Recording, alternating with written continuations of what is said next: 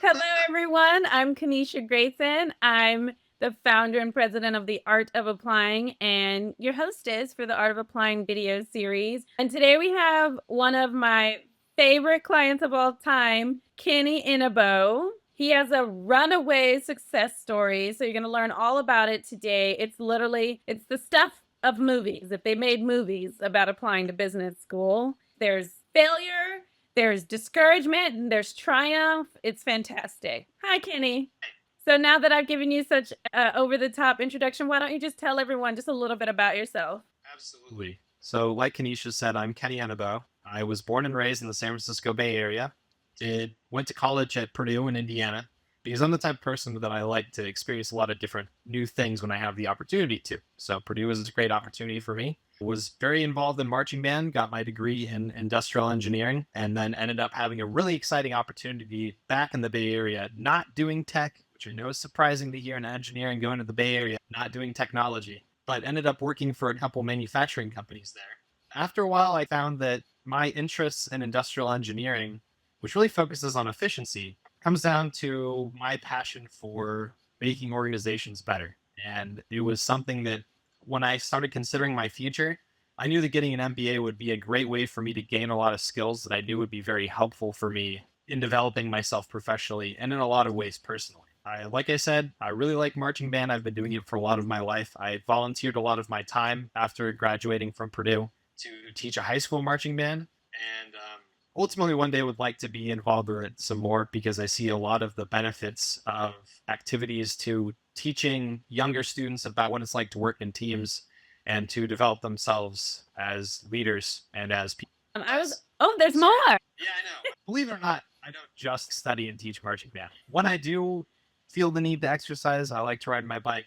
I'm going to give away a spoiler, but I'm at Cornell now, and it's very hilly. So I will be riding my bike very slowly up and down this. Oh, yes. There we go. Spoiler. He ended up at Cornell for his MBA. Okay. So, Kenny, what motivated you to apply to business school? With a little bit more detail to what I said in my intro, I saw myself professionally getting asked by my managers to do a lot of operations type of work. I was seen as the kind of the change manager and internal consultant where when we had manufacturing problems and managers wanted to do things more efficiently with more speed or with less cost, they'd come to me. But then when it came time to do the financial analysis or when we came to trying to sell it to customers, I was left out of the loop. And that meant that really I saw myself being just used as a tool in this business system, and I want to be a business leader. I figured that business school would be a great way for me to learn a lot of the skills where I could really start applying myself and apply my personality and my leadership characteristics to helping organizations succeed outside of just operations. So, really, the most stereotypical way to say it is I'm a career changer. I'm trying to expand my skill set. Got it. Okay, great. And what was your initial application strategy and how did that work out? I'm also asking about what assumptions did you have about the application process and how it all worked? I'm glad we have this question because I think this is one of the most important questions that I have to answer when explaining my story. I come from a background where I don't know anybody, I have no friends, family, anybody who's been to a full time MBA program in the last probably 15, 20 years. So when it comes to the tricks and tips and the strategies that people take for applying, I didn't know any of them. So I had to do a lot of research online, send a lot of emails to current students, and try to piece together what the MBA culture is. And actually, to a degree, the MBA applicant culture is a little bit different than the actual student culture. So it's an added level of complexity. The thing, my strategy was find schools that I knew I could get the most from. I know a lot of people turn to rankings to guide where they want to go. And I think that's a good kind of guideline to give you some schools to think about. But what I did once I started looking at schools that were generally well respected was look at schools that emphasize the things that I care about in my professional life. And that is leadership, working as a team, caring about business, doing things the right way, always trying to find a way to be financially successful while still applying to an ethical code and some kind of a purpose for your industry and for society. And some schools emphasize that more than others, which actually really helped me narrow down my list of schools. Once I had that list, then I started looking at the essay questions that the schools were asking, talking to some of their students and reaching out to them, most of these schools were very welcoming to applicants like myself, talking to their students and trying to get information about the schools, which is very helpful. So some assumptions that I made, and we'll talk about the ones that are right and the ones that are wrong. One that I wanted to, an assumption that I made was that people really cared about the personality of their applicants and that they wanted people who worked well in teams and cared about teamwork over individual success. And I find that is definitely the truth for most of the business schools that I've been interacting with. I also made the assumption that while the GMAT scores and your GPA were important, it is not the end all be all. And if you have a good explanation of how that fits in with your story, that you can have a little bit more leeway than people give schools credit for. And I also believe, and I have found that has also been true. Some assumptions I made that were wrong was that the schools really wanted just the most intelligent, smart, well-spoken people, and any kind of emotion motivation was not something that they really cared about or were interested in hearing about. And that I found out to be very wrong. In fact, I found that of the people that have been the most successful in this process, they're the people that are the most aware of their emotions. You can communicate them very effectively. More specifically, communicate how those emotional motivations relate to their personal and their professional life. And I find that schools really care about that because they don't want somebody who has done a lot of the important things in their life just because they're checking off items on a checklist. I got promoted. I got a raise. I moved into a better company. I have got into a top ranked school. They want the people who did those things because they got promoted because they cared about their team and they worked for a company where the bosses really recognized that hard work. And then they applied to a top level school because they saw it as a good fit and they were able to communicate that good fit. There's a very big difference between those two scenarios because one person is just doing it because that's what they're supposed to do. And the other person is doing it because it's something that they're very passionate about. Passionate is an emotion. It's something that these schools really do care about because when things get really busy and when things get hard with these classes and even orientations, you really start to see people's underlying motivations. And they want people that when they're really under pressure, that they know the schools can rely on their students to do the right thing all the time, or at least as much as a human could possibly do. So that was a long explanation, but that was a big assumption that I really got wrong the first time. And another assumption that I made that I don't think was really correct was that schools would be welcoming to people who were trying to explore other opportunities, but didn't have all of the background to really make the wise choice. And that was something that I was coming into school doing because again, I didn't know a lot of people who went to MBA school. So I didn't know when people say I'm going into consulting, I could look up consulting stuff and I could talk with people about consulting, but until you actually meet consultants, you don't understand what that career path is. And so it was hard for me in the interviews to talk about what consulting was and other career paths. I'm using consulting as an example. So in my applications, I said, I want to go explore other opportunities where I can use all of my leadership skills. And that kind of nebulous idea, that kind of vague introduction to what I wanted to do was not well received by the schools that I originally applied to. So I think those are the big assumptions that I made, and those were the things that drove all of my applications. Would you like to hear all the schools that I applied to? If you are willing to share, I know that the people listening or watching, they want to know as much as they can. So Absolutely. the schools you applied to, and then whatever about your stats that you would want to share. So they want to know as much as you want to share. Okay. So that's a longer list. I've been talking a lot about those assumptions because I think that'll come into play later when we talk about what I was successful with. It's easy to figure out. I just changed my assumptions. But so I'll tell you all my stats. I graduated again with an undergraduate degree in industrial engineering and a minor in psychology. I got a 3.05 out of college, which isn't bad, but it's not great. Engineering, sometimes schools give a little bit of leeway for that, but I can't speak about how much or which schools for that matter. That's another thing. All the schools are very different when it comes to judging their candidates and the weight that they put in certain things, which comes back to the importance of finding a school that you think you're going to fit in well with. Because if you choose a top ranked school, but you're not going to fit in with them, they're not going to fit in with you either. And it's just not going to work out for either party. So yeah, 3.05, I want to emphasize the 05, not 3.5 out of college. And actually, when I started the MBA application process, it was the fall of 2012. And I was young for the application process, but I thought that maybe I had a chance. So when I first took the GMAT back in 2012, I got a 710, very verbal heavy. One was all right, but not great. and I don't remember the exact numbers, otherwise they'd tell you. So I got a 710 back in 2012. And the feedback that I got after I applied to the schools, which were Harvard, UPenn, MIT, Michigan, and Virginia, I got an interview to Michigan, but all the others I got rejected from, and eventually got rejected from Michigan. I waited a couple of years because the feedback that I got was that I was a little bit unexperienced. So I said, And how "That's old fair." were you then? I was 24. Okay, you were 24. Yeah, and I was only 3 years out of college. Okay, so you were So 3 years out. yeah, so to be fair, I was definitely on the younger end of the spectrum, and I knew that was a little bit of a gamble to apply during that time. And so when I heard that news, I said, that's fine. What I'll do is I'll wait 2 years, I'll keep on working hard at my job, show that I have the capability to be successful even in higher level positions. I did exactly that. I actually moved into a company where I had a lot more responsibilities as the only industrial engineer in the plant. So I actually made a very good professional move, again, because I wanted to, because I like those responsibilities, not because my ultimate goal was to get into the bombest of business schools. And then I reapplied in this last fall, so fall of 2014. I retook the GMAT because I wanted to balance out my score a little bit better. And I did. I ended up with another 710, unfortunately.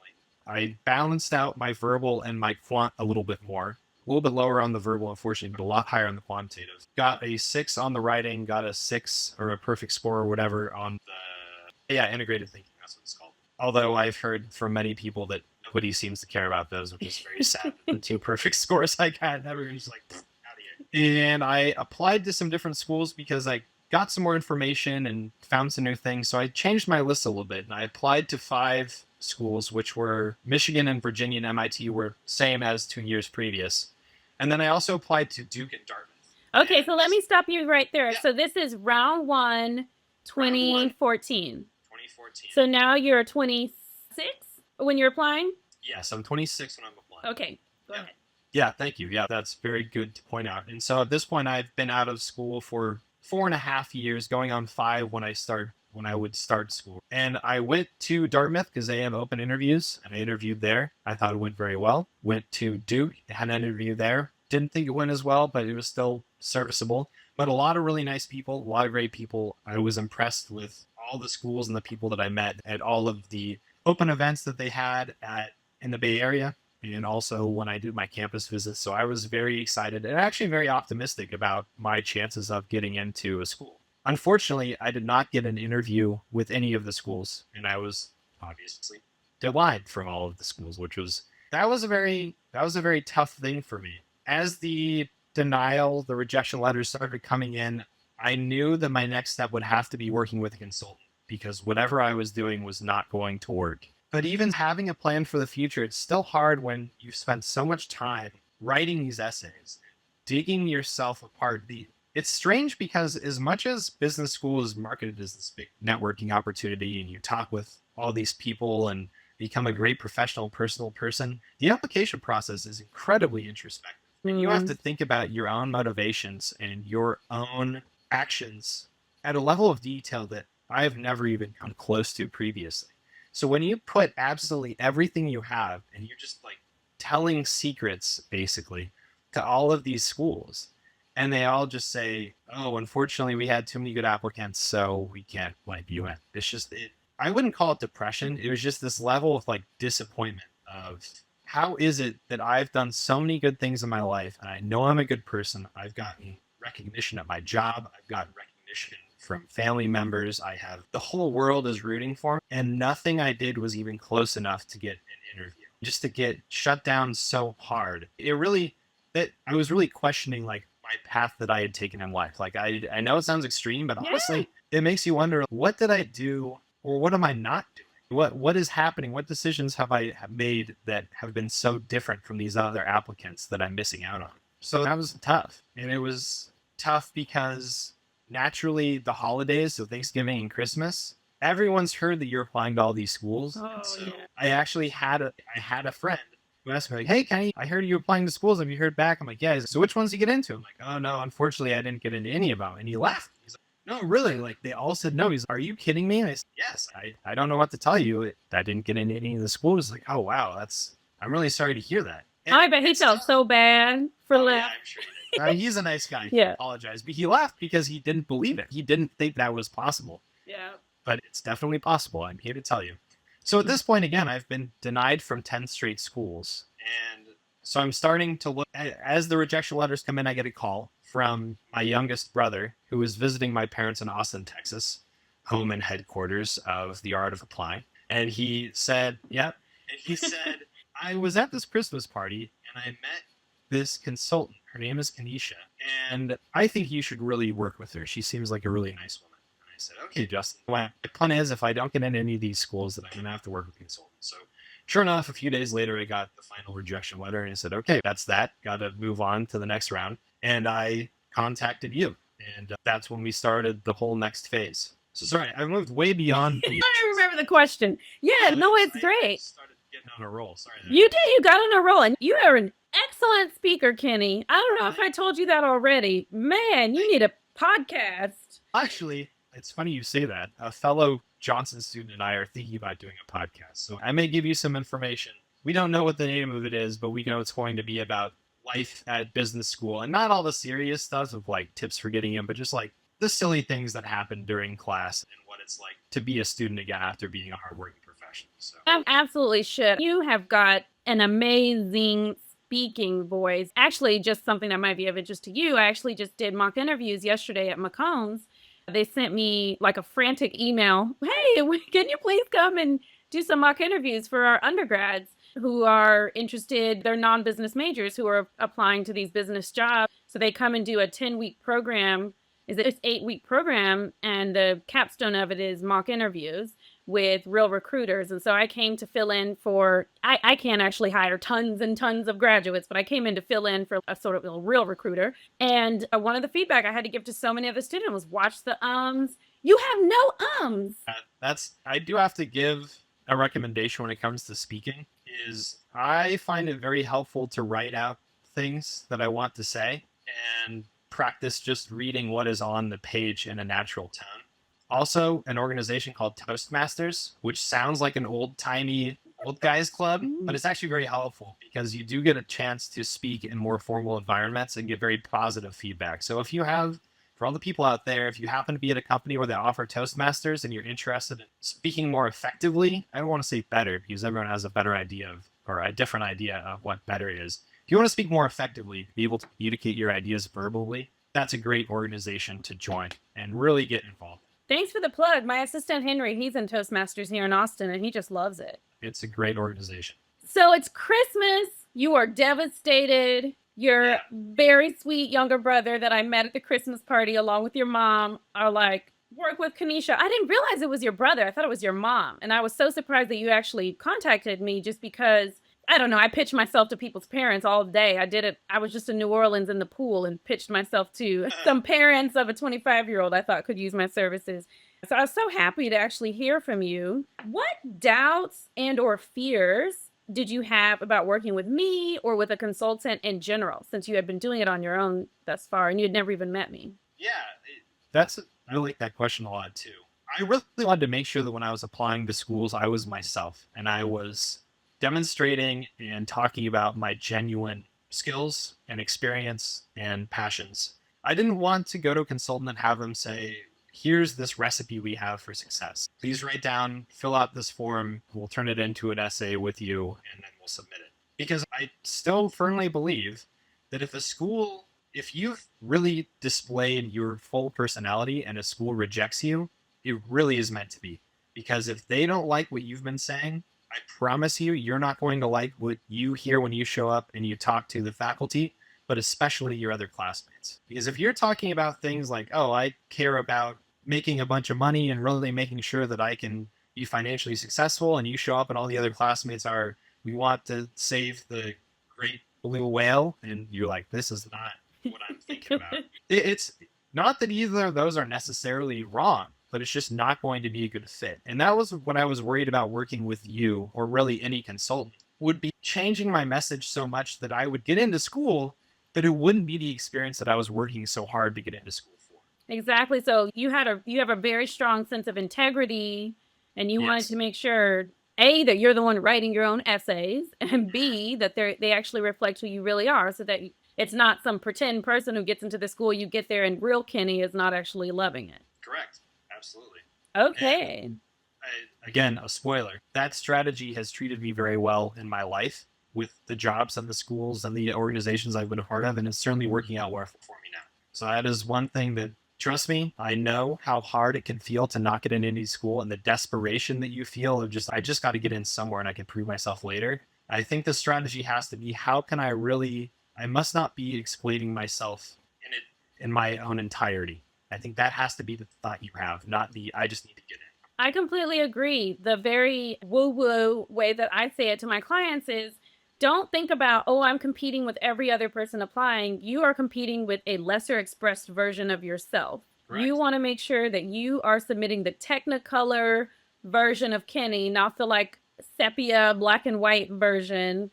Show your full self. So, help people understand what happens when you work with a consultant, or particularly what your experience was like working with me. Like, I don't, just like you said, how it is almost impossible to understand what it's like to be a management consultant until you actually meet one.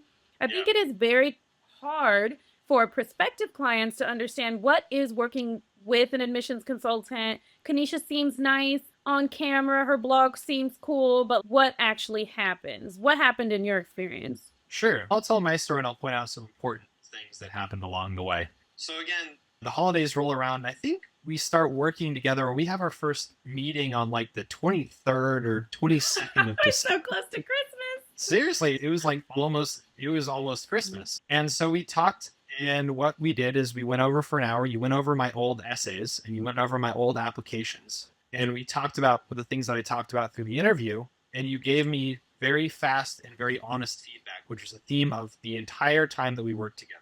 I really liked the fact that you were not afraid to say exactly what you thought should happen and what needs to happen for me to adjust the things that I'm saying. That was the best part of working with you by Okay. far. So if you're afraid of hearing criticism, a lot of things aren't for you, including getting feedback from an applications consultant, because that is their job, is to do that very quickly. You gave me some feedback and you said, within 15 minutes of reading some of my essays, you said, you need to talk more about your emotions. You need to talk about more about your motivations, not just the numbers that you achieved, which again was an assumption that we talked about earlier that I was making, that because so many of these schools love to display their placement numbers and their average GMAT and their average GPA, I thought they really wanted to play the it's all about numbers game, which is not true. And all the schools out there, you guys got to change your websites so you don't portray that, because you have people like me fooled. I think they need a lot more video of, Yeah, of they do. recent admits, new students talking about their, what does it feel like to be on campus? What did you feel like when you were applying? They love the infographics with all the numbers, Yeah. which is fine, but then that makes people overemphasize their GPA and their GMAT, and that's what's going to get them in. Yep, I agree. So we made a deal that we would start after Christmas. And unfortunately, the deadline for my applications was January 5th, which is actually my birthday, by the way. And oh man, it gave me so much personal information now. My social security number. I gotta sign up for identity theft protection now because everyone knows everything about me. So it was a very short timeline. We started working on the 26th. I was writing an essay. I was trying to write 2 essays a day, which I kept to that schedule pretty closely. And I would send them to you. We had a Google Drive folder, and I dropped those off there. That evening, or sometimes in the morning, you would offer notes and say, Kenny, I think you need to change this or elaborate on this. You did a lot of elaborate on this notes. But you also did something very important, which is you said, if I put at least or at most twice the word count for any of the essays, you would offer me feedback about how to cut it back into the word count, which is very good because I was coming into this without knowing what was very important. So that meant that I could write my essays with every part of a possible detail anyone would want to hear. And you offered me feedback about what were the most important details. Then I could cut them out and it would fit back into the word count. And that's what I was doing. So honestly, for most of the essays, I was writing twice the essay, only to have it cut down, but it made it very potent to read. It made it very impactful when we did actually go through and have the finished product. So the whole, I would write a couple essays, leave them in the Google Drive. You would offer me some feedback in the next 24 hours or so. We repeated that process from the 26th of December all the way through January 5th, when all of the essays were due, because we'd do multiple revisions on a lot of them. And again, a lot of the feedback was, some of the best feedback was I would write something that I thought was important, and you'd straight up just say, no, you don't need to put that in. Yeah. I'd say, okay. The hardest part was when I would put in a detail that I thought was very important, and you would say, Kenny, this doesn't make sense in your story. So I'm like telling this heartfelt story about how I helped And some then I just student. say, delete. Yeah, and you're like, I'm like, oh my gosh, again, and it's the same feeling as when you get rejected, right? As you pour out this story that is so meaningful to you, and whether it be because it's hard to relate to or I didn't explain it well, it just doesn't fit in that story. But that's okay, and it's fine because or I knew that if you, Kanisha, had that thought of that passage, it's very likely that the admissions committee would have the same thought of what I wrote. So I was fine with it. We're trying to be effective communicators, like I said before. Yeah. But okay, fine. And so that section ends. We're a few hours before the deadline for my applications. We had all of the final drafts and we submitted it, and I was happy. I was actually really sick at the time too. So I was sick writing essays in an empty room in my house on my birthday. It was, in retrospect, it was one of the best birthdays, but on the other hand, it was not a joyous time in my life. No, it's super intense. So some things I want to point out about Kenny's experience that is pretty different than what I hope is most people's experience is that really compressed timeline. The reason why we had to work such a crazy timeline, we met a few days before Christmas, we're working all over Christmas break, and that's because he applied round one to 5 schools, and when that didn't work out, he waited all the way till he heard back from them and then reached out to a consultant. So you won't have that kind of compressed timeline. I'm speaking to the viewers and the listeners. If you just start, where should you want it? Yeah. If you think you're going to work with a consultant, the earlier you start, the better, especially because regardless of the company, the prices shoot through the roof the closer you get to the deadline. I really liked Kenny. I liked his mom. I liked his brother. So I was like, we're going to make this work. I want to work with you. But I always advise people start as early as possible so you don't actually have to turn people away every year, even now that we have a team, just because people will come a day before the deadline, 2 days. And then another thing I wanted to say, because I can feel Kanisha from 2005 when I was applying, watching this video, like I can't afford to pay thousands of dollars to someone I never met on the internet to help me get into business school. So I guess I'm just not going to get in anywhere. And I would just say to anyone who's watching this video or listening to this audio that, like, yes, admissions consultants cost money, but if you don't have the money, like I did not have the money, I didn't even really have money to pay the application fees, but they waived them because I was still in college. But take all this free information from this video and from my blog post, from the website, from Twitter, whatever, sift it through people you can trust. So if watching this video makes you feel like you can trust me, you can trust Kenny, sift that information and apply it yourself using the relationships that you do have. So I think one of the tools Kenny pointed out that's super important is that idea of writing double the word limit, then slimming it down. So many applicants, they strangle their essays by trying to fit in the word limit, but just bomb it all over the page and then do your best to get it down to the word limit, then hand it off to someone who isn't as attached to what you've written. It could be a friend who is a strong writer, an English teacher, if you're still in school, whatever. Hire someone off of Craigslist and just have them help you get it down to the word limit. I'm not trying to equate my services with like your teacher or someone off of Craigslist, but I did want to offer that ray of hope and some advice to people who are like, oh, I don't really have extra money to invest in this process. And I would emphasize that if you do have people who have been through business school recently, even if they're not the best, the strongest writer, or that great at even speaking English, a lot of times they will have the ability to know what things are going to be more important to talk about. So those are people you definitely want to pass your essay off to as well, for them to scan for content more than grammar and syntax. Exactly, yes. Now, what surprised you the most when you were working with me? I think what surprised me the most was first that you actually wanted to have this extremely abbreviated timeline. But also probably the other thing that surprised me was how much you encouraged me to apply through the consortium. And do we want to talk about Let's go, hit it. Okay. So and this is why it's surprised, because the consortium's mission is to help advance the success of African American, Native American, and Hispanic American people in the ranks of business management, primarily through helping them get into top tier business schools and be successful there. Obviously, I shouldn't say obviously, I'll just be straight up and down with you. I am a white male. So when Kanisha said, maybe you should think about applying through the consortium, I'm like, my skin. I don't know if you've seen that. But her point was because I worked when I was helping to teach marching band after I graduated from Purdue as a volunteer thing, we had a lot of African American, Hispanic American, and Native American students that were in the band, and they weren't represented even in the leadership ranks of the high school marching band. So I really helped them understand what it took to be a leader and help them develop their leadership skills so that they could lead the other members of the marching band that were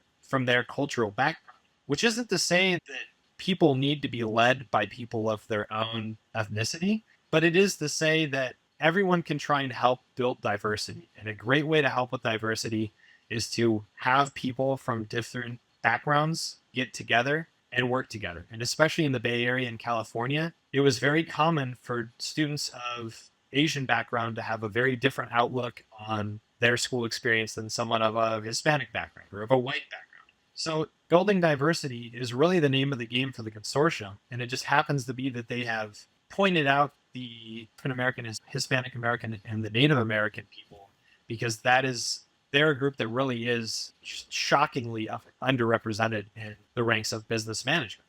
So when we started working together and you suggested it, I had to do some research, but I eventually agreed to it because I believe in that mission. I believe in what they're trying to do. And actually learning more about the consortium as I've gone along, the more I really believe that they are trying to build diversity in the United States, and if you expand it in the world, in a very sustainable, long-term way. So I very strongly recommend people, I don't care what age, race, gender you are, if you believe that diversity is important in business and you want to try and help promote that, apply through the consortium.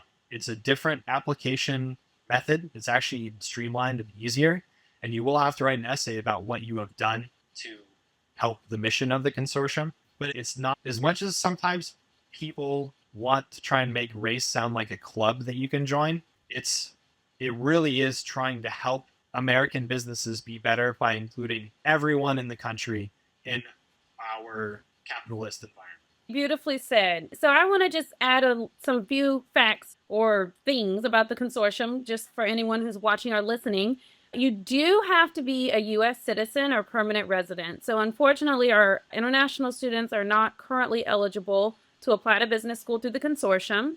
Also, not every business school is in the consortium. There's a ton of really awesome business schools. I'm just going to name some off of the top of my head that people are usually the most interested in. So that would be where Kenny is now, Cornell, Johnson, Tuck is in the consortium, Stern is in the consortium, McCombs, Ross, Michigan is in the consortium, USC, UCLA, Indiana, Kelly, I believe, is in the consortium. A lot of really great schools. You very clearly did not hear me say HBS, Columbia, Wharton, whatever.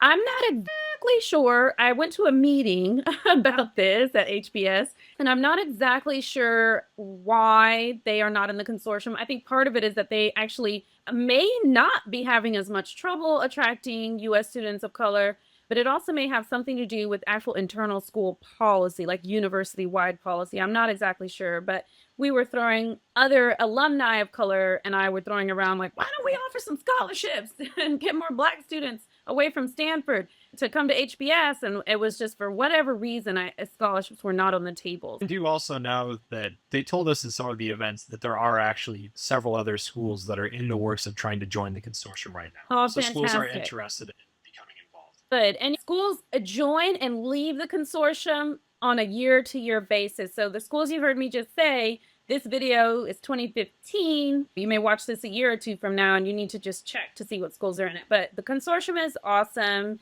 And I'm so happy that Kenny has shared his experience about it, because I really have an uphill battle trying to convince my white clients to, particularly my white male clients, to apply to business school through the consortium. And one thing I would say is, people say, well, applying through the consortium maybe compromise my chances of getting in. And my experience has been that my clients of whatever background who apply to the consortium, they tend to get into schools I think that they may not have gotten into had they not applied through the consortium. The reason why is that I believe the schools pay to be a part of the consortium, so they want to have some students come every year through the consortium to get a return on that investment. If a qualified person comes to the consortium, you're, in my conception, you're competing with a smaller pool of candidates. So, yes. And so, what would you say? Any other things you would say to other white students who are apprehensive, or Asian students who are apprehensive about applying to business school through the consortium? Yeah, I think probably a word of encouragement. There's a big event that happens every year over the summer. Usually it's in June. And it's called the orientation program. And what it is, it's a few day event. The consortium pays for your flight, they pay for your food, they pay for your lodging. But you go there and you go through workshops about diversity. And it's not just racial diversity, but it's about gender diversity. It's about interacting with people from other countries, interacting with people from other economic levels. And it's about just what is diversity? Why is it helpful? What are the problems that we're facing right now? And how can we actually do better? At the same time, because the consortium wants to make sure that its students are some of the best, you also go through a lot of professional workshops. So you go through an interviewing workshop, you go through a career management workshop. And once you get a career, how do you make sure you keep moving up in the ranks?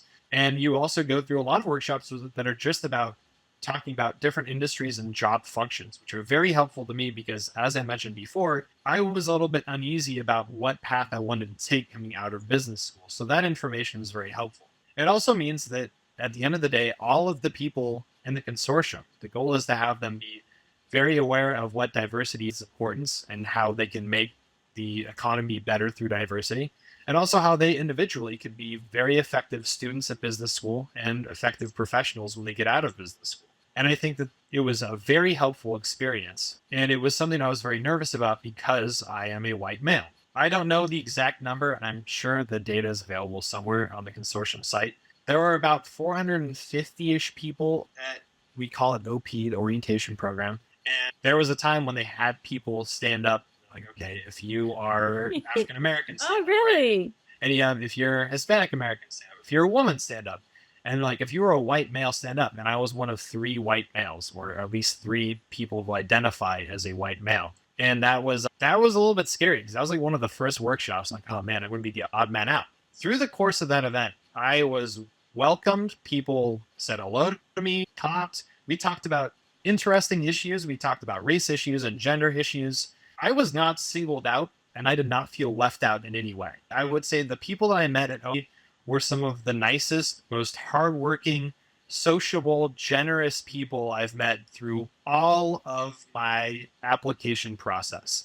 So don't think that if you're a white male or an Asian male or anything other than the groups mentioned in the consortium's mission, that you either feel like you're being left out or that you're taking a place of someone more deserving or that you are going to be an outcast in some way. Because I assure you, that wasn't my experience, and I don't imagine it'll be your experience either. In fact, I was actually very surprised at the number of white women that were there, because even though they are a minority as well, they're not mentioned in the consortium mission. But they, again, it just, as much as the mission names 3 specific racial groups, it really, truly was about diversity and the different backgrounds that people came from, which does not always have to do with the color of your skin. So if you're out there and you're wondering, I don't know if I'm really going to fit in, you're going to be fine. They're great people there. That's exactly right. And I don't want to have people thinking, okay, yeah, I'm a white person. Let me go get myself a diversity scholarship. It really is for people who have done things in their past work experience or community experience, and also are committed to, in the future, helping advance diversity in management and in business. And but the clients that I mentioned, the consortium too, when I mention it to a white client or an Asian client, and I have mentioned it to them, it's because they have done. I can see in their resume that they are committed, whether it's their volunteer work, whether it's the actual job that they have teaching low-income students of color in inner city, that they are committed to that.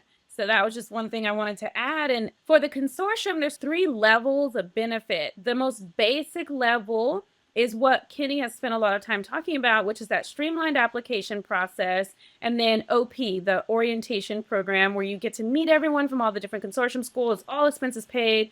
The recruiting is off the chain. A lot of my clients leave with offers from that weekend before school has even started, with internship offers. The second level of benefit in the consortium is one that a good number of my consortium clients get, which is half tuition. And then the third level, which is the ultimate you are so awesome level, is a full scholarship. And Kenny, what would you like to share about that? I actually did end up getting the consortium fellowship at Johnson, and it was quite an honor and quite a surprise to me. Partially because, as much as we worked on my consortium application, I believe that I really do care about diversity and I've done things to help build that diversity. You never really know how things are going to work out, and especially with my mixed results from the application process, I wasn't ready to trust anything until I saw it in paper. So it was great. That's wonderful. What were you thinking this whole time when I just keep telling you they're going to love you? It's going to be great. Let's get you some money. Honestly, from a just economic standpoint, I'm thinking, let's her job to keep me motivated so that I don't feel discouraged. Because if I feel discouraged, then I could give up or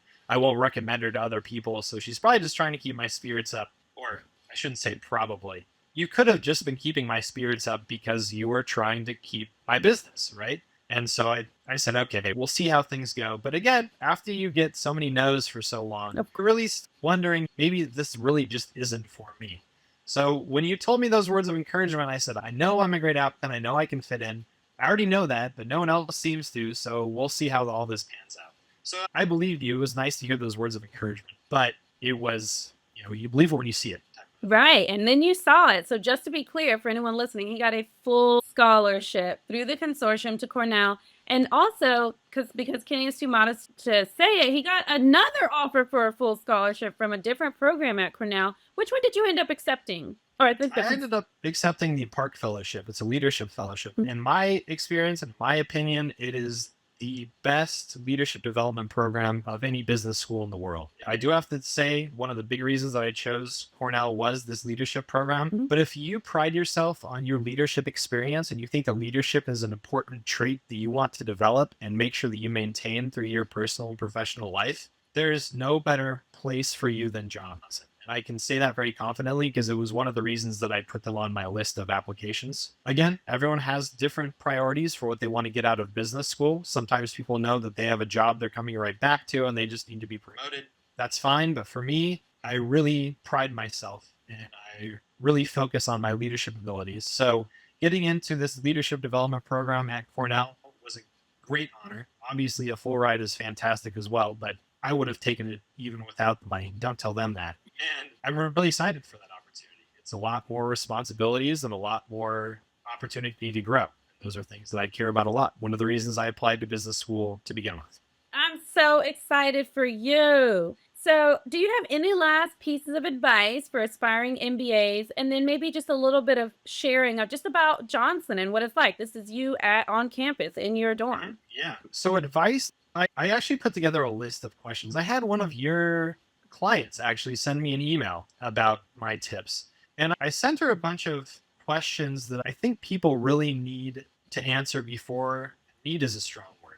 I think people should really do some introspection before they start this process. And one of the questions, I'll see if I can remember them off the top of my head, but one of the questions that I think is very important for people to answer and really honestly respond to and understand is how much of you going into business school has to do with something you fear and how much of you going into business school has to do with something you love. Because those are two very strong motivations in the human psyche, and they're two things that can cause you to do different things. That was a terribly worded sentence. They're two different ideas that can cause you to make decisions in different ways. For example, I know one of my fears applying to school is I'm worried that when I retire in 30, 40 years or whatever, hopefully, that'd be sweet. I'm worried that I'll look back and say, I never got the opportunity to do something as cool as I knew I was capable of. Whether it be because I didn't have the skills or I didn't take the time to develop the skills, I didn't have a job that put me in those positions, or I didn't know the people that would allow me to move to places where I could use those skills. I'm very afraid of not using all of my potential. At the same time, something that I love is I love the feeling and the confidence that comes from building an organization to a point where they are world leaders. I recently was in Seattle, and there's a famous fish market called Pike's Place. Yeah. And their big thing is they throw these fish from counter to counter as people order them. And people stand there and watch them. And I thought, this is when you know you have a legacy, is when you're doing something, anything, so well that people just want to show up to see how you do it. That is something that is a feeling that I've had before in my life, and I want to have again in my professional life, is the feeling of that my organization, whatever it's doing, is so good that people are coming just to see how the heck we're so good at things. That is something I love, that feeling, and I want to have it as much as I can. The reason those two questions are very important to the application process is because those are really the questions a lot of these schools are going to be asking you through different routes. They're going to ask you, what do you want to do when you graduate? Or what kind of clubs do you want to join? Or tell about a time that you had to settle a dispute at work. Those all come back to what things are you afraid of and what things you want to avoid and what things do you love and want to be more involved with and build more into your personality. So the answer to your question in a very direct way is spend a lot of time thinking about yourself, what decisions you've made and why you've made them before you start the application process, because that will be something that comes up and you need to be very honest about in your applications if you want to be successful. Beautifully said. That is wonderful. Thank you so much for your time, Kenny. I had such fun. I think this is going to help so many people, inspire so many people. I just feel a little afraid for you about all the emails you're going to get for the next 20 years from this video and audio recording. But I think Trying to do my best. Yeah. I haven't started classes yet. We just start orientation on Sunday or Monday. I need to check my schedule. So I couldn't tell you a whole lot about classes here, but I can tell you that I have been very impressed with my classmates at Johnson.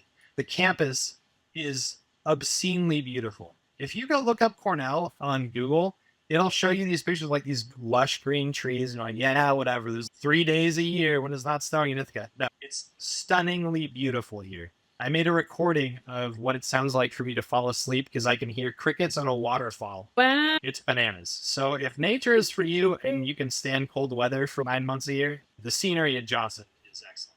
That is fantastic. Okay, wonderful. Everyone, you can reach me like always at theartofapplying.com. I'm Kenesha Grayson, and this has been a really fun and fantastic, inspiring, encouraging, and informative interview with Kenny Eneboe, who's on a full ride and leadership fellowship at Cornell Johnson. Thanks for your time. Thank you, Kenny.